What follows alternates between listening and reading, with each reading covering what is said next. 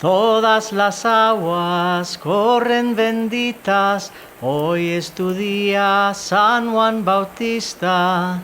Todas las aguas corren benditas, hoy es tu día, San Juan Bautista.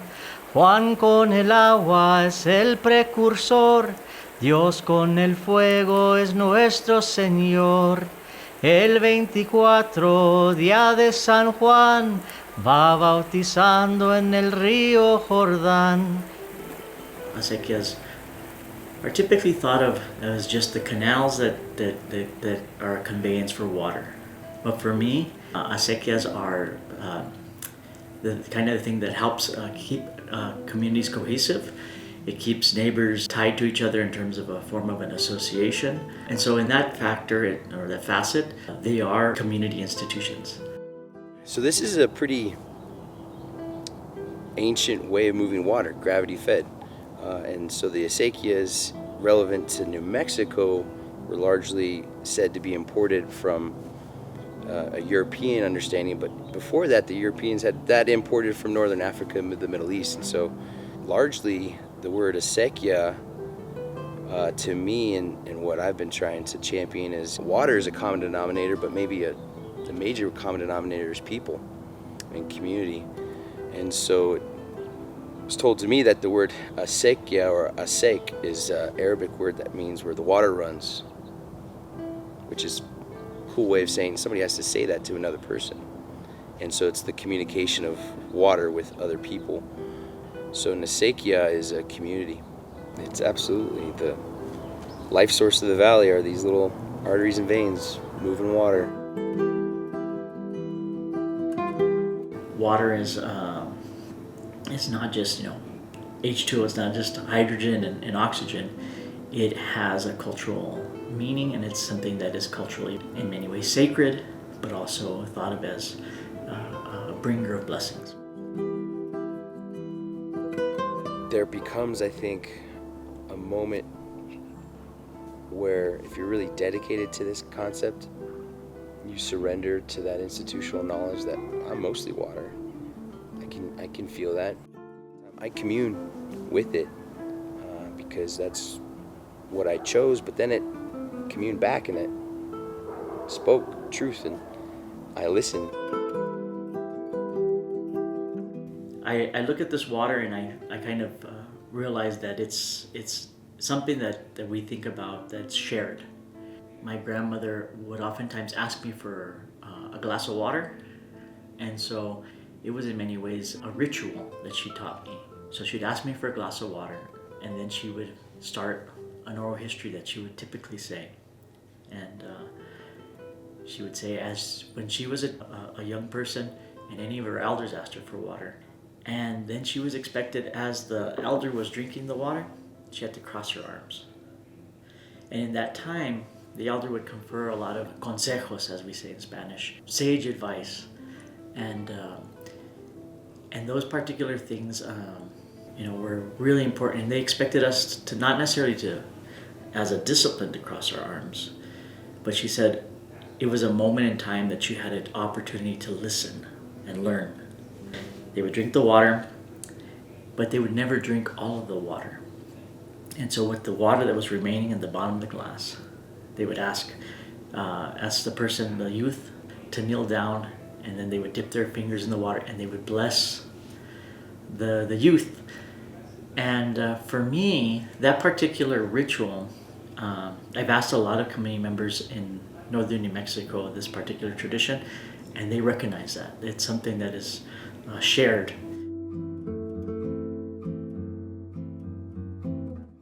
You have to go out and look at the water. You can't peek from the window. It's an intimate source of connection.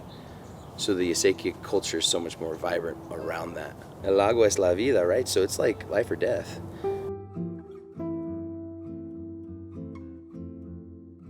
Today we get a lot of our sustenance from going to the grocery store, but back in the day, if someone turned the water off on you or you weren't able to have water, it was literally a death sentence. And so that's why a lot of people say water is life, because as you're taking care of the water, you're really taking care of community, because if you think about trying to mediate relationships between sometimes neighbors that don't get along, the mayordomo has to do that.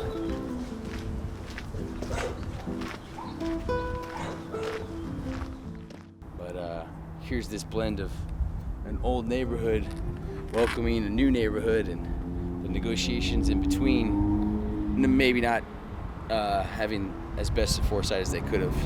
And so now we're stuck with the dilemma of a leaky ditch or people that haven't had access to the water for years because it's inoperable. A good mayordomo, like I said, knows the problems of your neighbor, but it just doesn't just stay there and isn't just a good listener. It's like, who's going to be active and fit enough to do some of this work that needs to help move this water? And then while that is happening, how are they balancing and listening to all the other things that come from that? The mayordomo is the person that is interacting usually with all the different parciantes or the members. And they have to have great speaking skills. They have to have a sense of cultural values that are shared. They have to, in many ways, embody the core, like I said, core values of the acequia, which is keeping water available, making sure everyone is happy in times of shortage, that the mayordomo conveys and communicates that there is going to be a shortage and that they're able to deal with that shortage in a way that that no one's going to be extremely hurt. You know, some of the best mayordomos would listen to crickets when they would chirp, and the birds and all the plants that were being eaten through the season, and they were praised for good crops and they were condemned for the failed crops, and they were tied to the most uncertain reality that is growing and seasonal patterns of how we grow and use water to sustain ourselves. They have a heavy burden sometimes, and it's up to us to make sure we know how much water is there, how much it needs, and how much we can keep there as the balance game comes about, and how everyone wants to just go down the ledger and make it equal. We have to make sure we don't forget what we are fighting for.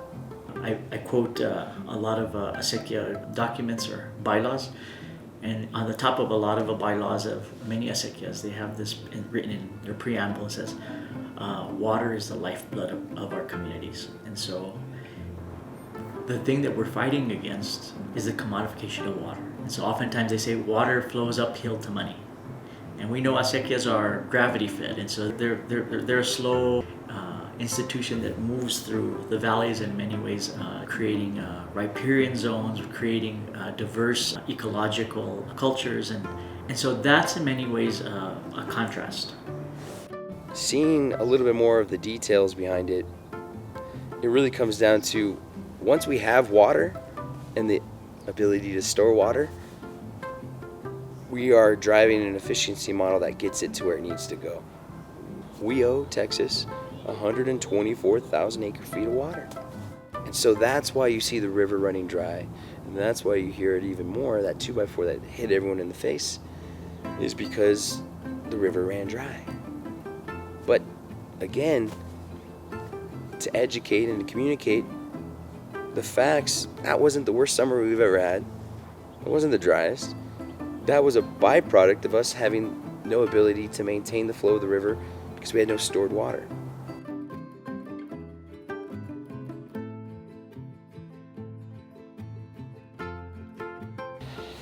People want to engage in that conversation, but it's been maybe done in a way that's delegated to rather than invited in and discussed. When you put the label of efficiency around a problem without engaging the community, you isolate them from that solution, and then it becomes the problem. Todo sembrador,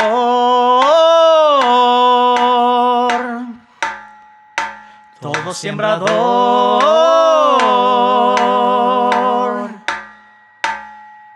reclama su buen cavador, todo sembrador, reclama su buen cavador, todo sembrador, lo cargo al hombro izquierdo o al hombro derecho con gran provecho, con su cavador.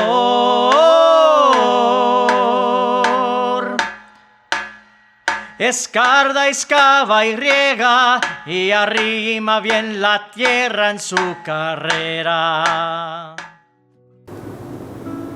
Was there ever a time the traditions or the acequias themselves could be lost? We're in that moment. We're losing them all the time, and they've been lost. I think right now, this revitalization or this movement back to the understanding them and preserving them and progressing them is because of so many people's hardships of losing them and what they were faced and how they decided, yeah, it might be the best to sell my water rights. I think that our future is oftentimes as clear as the water that we have in our hand. Sometimes we can look through the jar and say, it's getting cloudier and cloudier. Each community has kind of faced its own struggles and its own challenges. Some communities, it's dealing with contamination from, whether it be contamination from the national labs, contamination from other types of biohazards and stuff that people that dump in the acequia. And so right now we're going through a time that our upper watersheds are in peril. I don't want to get to a point in time where the only thing I'm left with is taking our elders' water that's contaminated. I think it's going to be always who gets it and who doesn't. So to be part of an active acequia is to be bound to that place in the world, thick or thin. So yeah, it's a hard nut to crack sometimes. And it's unfortunately sometimes been designed to be that way. It's not very accessible.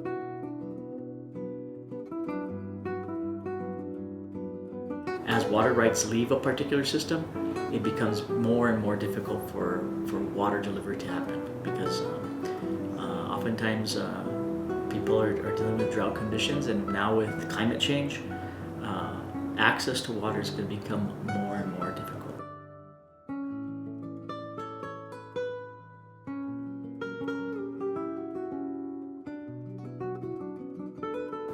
New Mexico's growth and economically is many ways limited by the amount of water that we have in the state. And so they say water in New Mexico is completely appropriated. There is no more water coming into our system. And so one of the things is that how do we communicate and have better ways of building community that doesn't look at acequia water as something that can be expendable. There has been some great understandings that strength in numbers is the power way, and that move back, in a way, a revitalization of acequia culture that I think is occurring right now, and I'm a direct product of that, is a call to not just the stewardship, but good policy making and upholding, and then encouraging criticism back to that. And the next step, what do we keep doing? And that's where education comes in. I think in New Mexico we have a really interesting history. Acequias just didn't drop out of space in 1598. They were here already. Irrigation existed in the Southwest prior to the Spanish coming. In many ways, one of the things that happened was many of these particular irrigation systems were increased and extended, but oftentimes through practices of slavery. And so in terms of a lot of our, acequias have, long historical standing, but in many ways thinking about how do we talk about healing and reconciliation between these particular communities. That's the hope, is that there's a reason that we are unified, but unified in our differences. Is that we talk to each other, and just because someone's different doesn't mean that they don't belong to the community. And so I think those particular challenges are, things that I think the youth can really bring new leadership and bring new life to those particular conversations. For me, I think that's a blessing, is to be able to really challenge notions of colonization, challenge notions about where is the Acequia going to be in 100 years. Hopefully it's not going to be a space of oppression. I think it's my hope and really a truth to me that if you give youth and students and a population and a community enough time to think about something and then engage in that something, especially if it's painted in a way that's, hey, we have this issue, what do we do? And encourage that engagement process, then we're going to get to a place that we've never been before in a positive, because we've had some of these groups of individuals working on it for so long. And that's why I think culture is so relevant to education, but getting students engaged in that gives them enough time to maybe build hope for themselves. I always say we have to look back to know where we're going, and I think water is the greatest guide because it's upstream or downstream first, and then when you really ask better questions, it's like, well, what's above, what's below, and what's everything in between. And so water finds the path of least resistance, whether it's war or peace.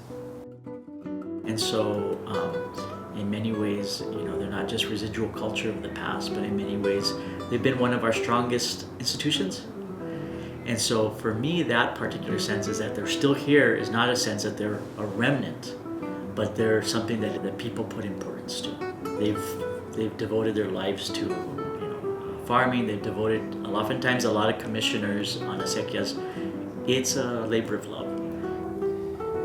It doesn't go away, and there's more there than what we believe. And once we start to glimpse into that truth, we get more efficient with what we can do. And so I think a good example is, how do we better understand the water banks that are these trees and plants in environments that have historically changed and altered but are still present and still hope to be there. That's where resiliency can be a tool that's impactful, not just a word, but you have to have years, if not decades, to give it real go to prove yourself wrong, and that you can deduce that there actually is a really meaningful purpose to make sure that this doesn't go away ever, and there's a way forward. And so a good mayordomo is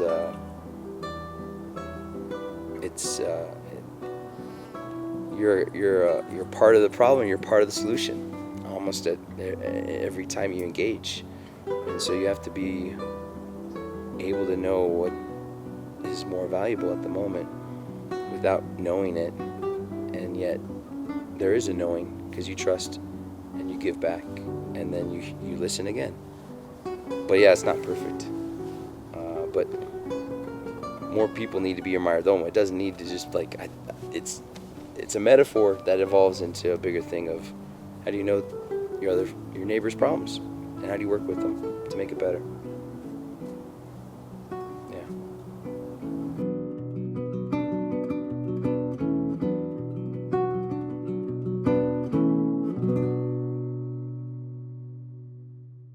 ¡Vamos a la acequia!